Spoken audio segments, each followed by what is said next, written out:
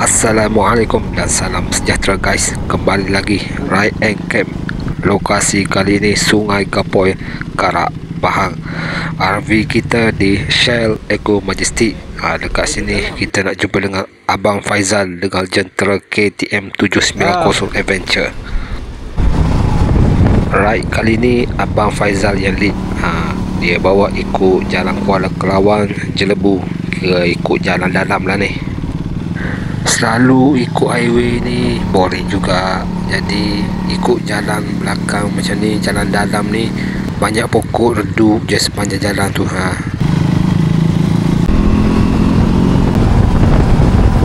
Kalau sakit pinggang kemas motor tu, muda-muda check side mirror, tengok jalan belakang clear ke tak. Lepas tu bangun. Lepas dah bangun, dah confident, barulah tanpa bontok tu, ramah-ramah sikit, tengok ada lagi tak bontok tu. Dah settle tu, duduklah balik. Lepas tu tungganglah dengan cermat. Kita orang take fire dekat Simpan Durian Jelebu. Minum sekejap, rehat mata sekejap. Lepas tu sambung ride balik.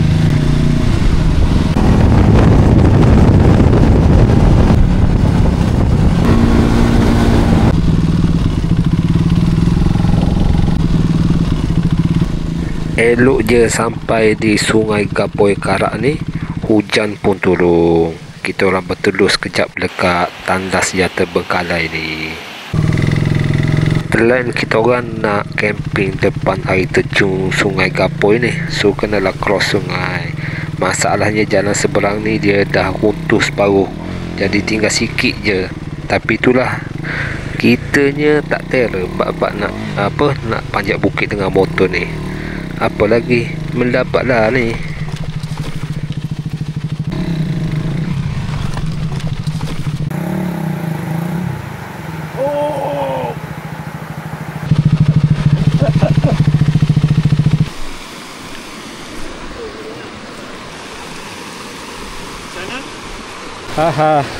Disebabkan jatuh motor tadi, tak pandai pilih jalan, padam muka. So motor dah patah balik. Kita camping kat sini je lah. Aduhai, buat malu adventurean je. So kita orang set up lah tempat camping dekat atas jalan sebelum tu nak cross sungai tu.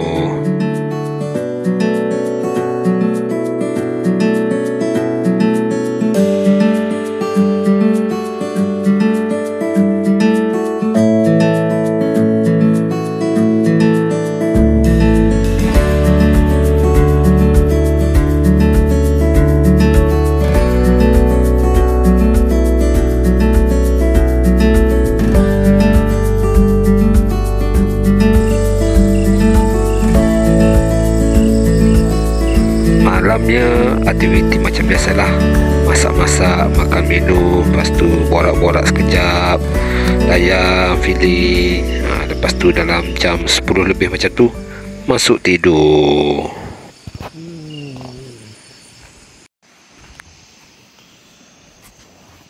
Esok paginya kita bangun solat subuh, masak air, lepas tu layan morning vibe lah.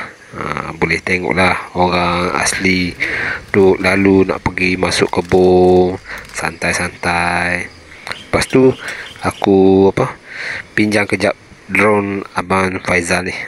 Dah lama tak test flight drone ni.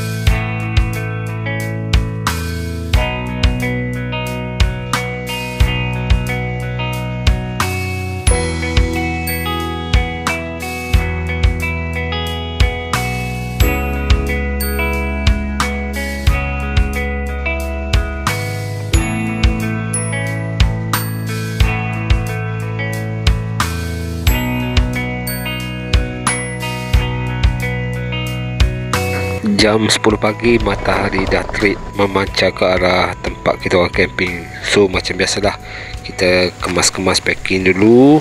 Dah siap packing barulah kita pergi mandi. Tahap sejuk air sungai Gapoi ni macam ni. Kalau siapa pernah pergi Pos Lomoy, kita kira makan penuh 10, tahap 10. So tahap sejuk air sungai Gapoi ni tahap 3 je. Dengan tahap 3 ni boleh dah buat layan healing.